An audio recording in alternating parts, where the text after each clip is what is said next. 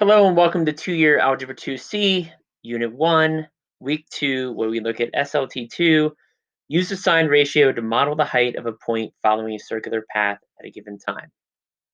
As in Week 1, we are going to look at a Ferris wheel. And remember with this Ferris wheel, the center of the wheel is 30 feet off the ground, the radius is 25 feet, and we know that the central angle between each of the seats is 36 degrees.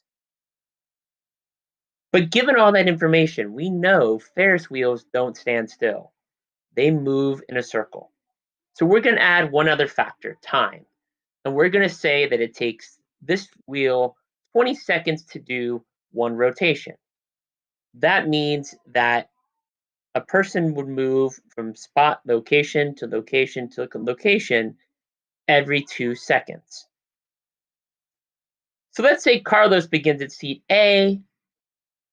After 4 seconds, Carlos is going to be at spot C. We want to figure out how far is Carlos off the ground at spot C.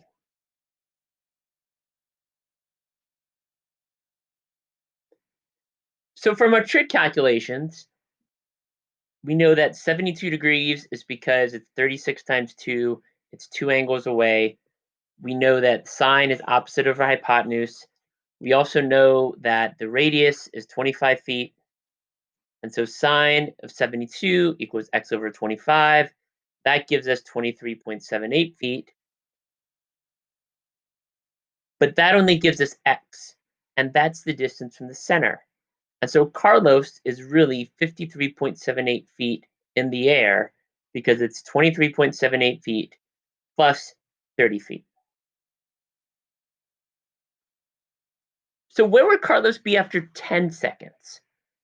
Well, remember that the entire circle takes 20 seconds to move.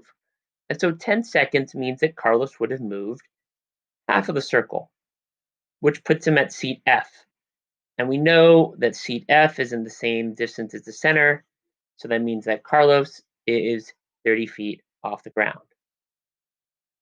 One of the interesting things is that this will continue again and again and again. So after 20 seconds, Carlos would be back at A. At 24 seconds, he's at C, and so on and so forth. Thank you so much for watching this video. We hope that it helps you better understand the material in 2-year Algebra 2C, Week 2.